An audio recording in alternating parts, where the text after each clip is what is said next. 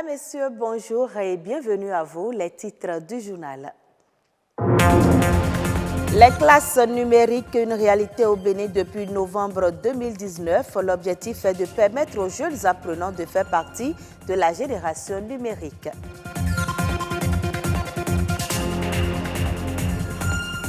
Il est interdit d'abattre les cocotiers en République du Bénin, mais les dispositions légales ne sont pas respectées, ce qui crée d'énormes conséquences néfastes sur la biodiversité.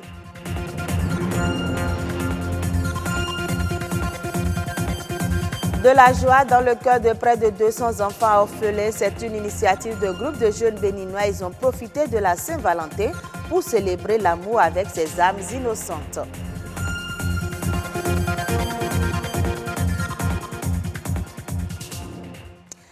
Merci de nous préférer pour vous informer. Le Bénin connaît une évolution dans le système éducatif. 24 établissements répandus sur toute l'étendue du territoire national bénéficient des classes numériques.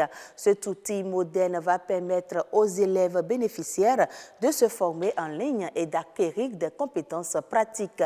Comment les élèves s'approprient-ils les classes numériques? René Arossi et Émeric Okupeli ont fait le tour des deux établissements bénéficiaires dans le département du Littoral. Voici le reportage.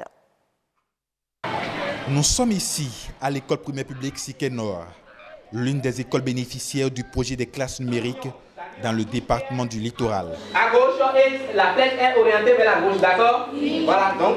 Face à leurs ordinateurs, ces écoliers du CM2 sont en pleine situation de cours dans une salle entièrement connectée à Internet et autonome en énergie solaire. Un environnement numérique qui leur offre aussi toutes les chances d'être formés sur les exigences du code du numérique. Actuellement, nous sommes en séance d'initiation à l'informatique de nos apprenants du CM2. Nous sommes à la 3e séance. Et à la première séance, nous avons appris à allumer et à éteindre un ordinateur. Deuxième séance, on a appris à écrire nom et prénom. Maintenant, progressivement, aujourd'hui, nous avons fait une petite présentation à travers un petit test. Qui va me rappeler comment faire pour aller à la ligne? Ici, chaque classe est climatisée et comporte 40 ordinateurs pour les apprenants et un pour l'enseignant. Également, un tableau lecteur numérique, une armoire munie d'un système pour charger les ordinateurs et des mobiliers. Je suis là pour travailler sur l'ordinateur. Ça m'a appris à écrire et envoyer des lettres via Internet. Je trouve que cette initiative est louable.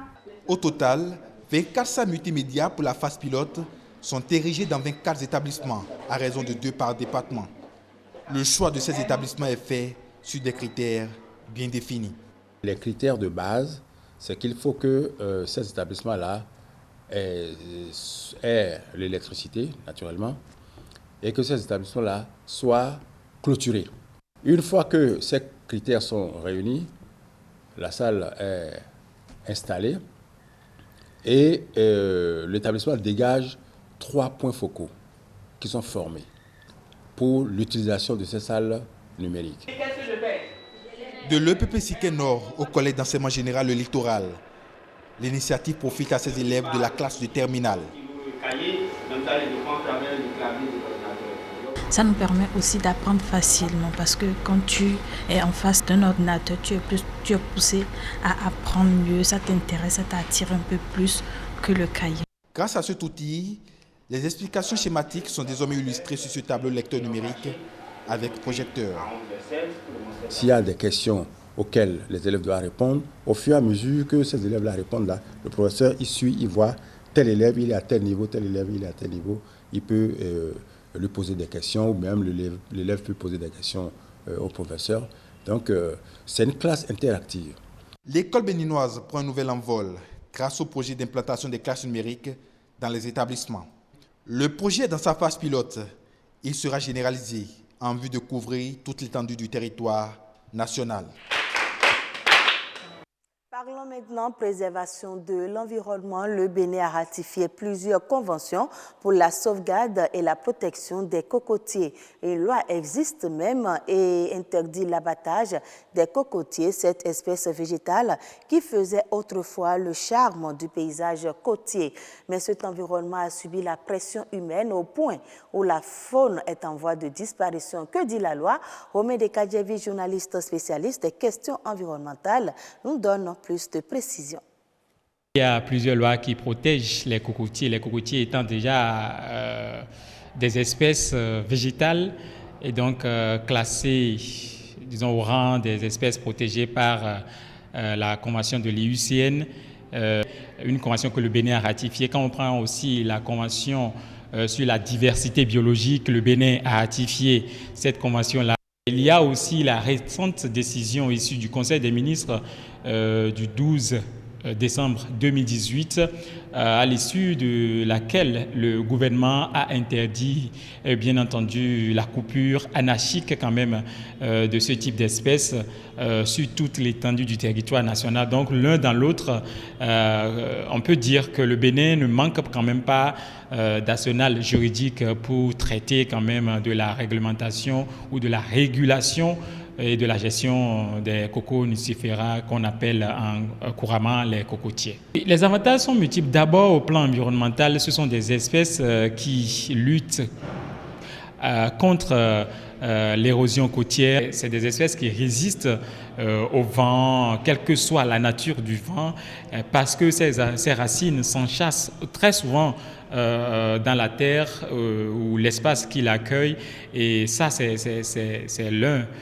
quand même de ses bénéfices. La noix de coco aujourd'hui est très prisée des Béninois et donc de ce pas elle est très réclamée, que ça soit au niveau de la pulpe, que ça soit au niveau même disons de l'enveloppe qui peut être utilisée aujourd'hui même dans l'agriculture biologique. Il y a plusieurs utilisations qu'on peut faire. Aucun objet du cocotier n'est jeté et donc c'est une plante qui est fortement recommandée et son besoin est vraiment exprimé dans le rang des populations. It is My Childhood Association célèbre la Saint-Valentin avec les enfants. Cette organisation de jeunes s'investit à accompagner les enfants orphelins. Cette célébration, tenue à la Cour d'appel de Cotonou, est à sa deuxième édition. Edwige Agossou et Stanislas Limpon pour plus de précisions. Dans ces colis se trouvent des vêtements et des vivres destinés aux enfants orphelins. Les donateurs les voici en concertation. Cette année encore, ce groupe de jeunes réédite son geste humanitaire envers ses enfants. Ici, à chacun son cadeau. Je suis contente de fêter la fête de Saint-Valentin avec mes amis et de rentrer aussi à la maison avec des cadeaux. Comme les adultes, ces enfants en situation difficile célèbrent aussi la Saint-Valentin. Une manière pour cette association de leur procurer la joie de vivre. Les dons que nous offrons aux enfants sont des dons collectés. Il y a des généreuses personnes, des généreux donateurs qui nous aident en nous donnant des dons matériels, des dons en nature, des vêtements, des vivres, des chaussures, omo, savon, huile, un peu de tout. Donc c'est grâce à ces personnes-là qu'on a pu collecter des dons répartis en 20 ou 20 centres d'orphelinat. Et parce que nous n'avons pas grand moyen aussi, nous utilisons le peu que nous arrivons à collecter pour satisfaire les centres qui n'ont pas encore pris part là. Présents dans cette salle, 200 orphelins venus de 4 communes du Bénin. Les responsables d'orphelinat participant à ce moment d'intense plaisir trouvent noble l'initiative. Saint-Valentin des enfants, c'est dans un contexte d'amour. Donc, c'est chose normale qu'aujourd'hui, on puisse célébrer l'amour à partir du cœur. Donc, des gens qui, parce qu'ils ont du cœur, leur cœur bouge pour les enfants, ils organisent un tel événement. Ça fait un boum au cœur, c'est de la joie, parce que ce n'est pas tout le monde qui participe à des actions comme ça. Cela nous donne de la joie au cœur parce que des gens pensent à nous. D'abord, le fait de nous avoir invités, de mettre la joie au cœur des enfants et en plus de nous offrir des vêtements, des chaussures et des vivres. Cela nous rassure, cela nous soulage énormément. En 2019, ce projet a pris en compte une centaine d'enfants des communes autres que celles de cette année. Aujourd'hui, le nombre a doublé. Et déjà pour la prochaine édition, les organisateurs pensent le tripler. Suivons à présent un condensé de l'actualité en bref et en images. C'est une présentation de Patrick Adiagbodjou.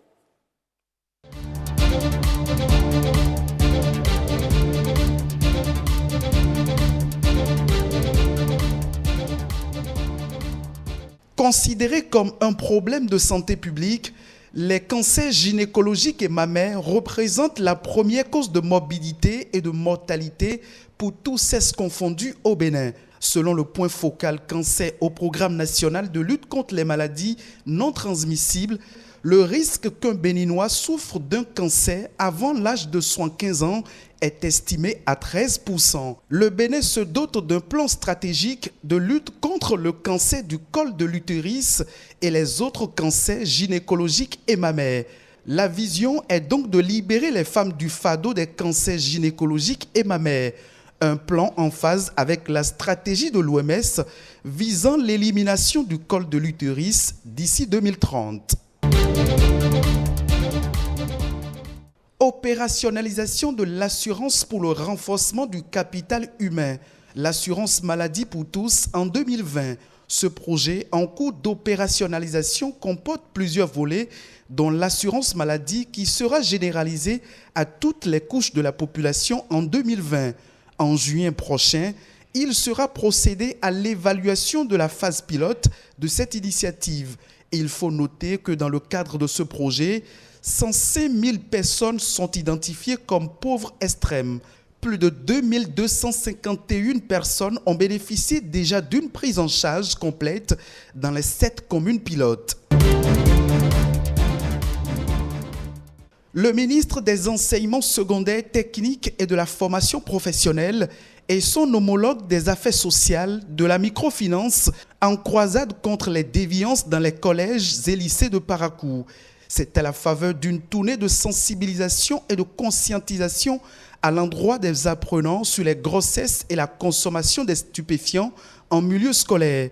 Au lycée Mathieu Bouquet de Parakou, les 2 ministres ont reçu l'information selon laquelle, en plus des cas de grossesse et d'avortement déplorés, s'ajoute la pratique de la pornographie, surtout avec les téléphones portables à l'intérieur des établissements. Face à ces différents fléaux, les 2 ministres ont exhorté les apprenants à une sexualité responsable et à prendre leur destin en main à travers le travail bien fait, seule condition d'accès à un avenir stable.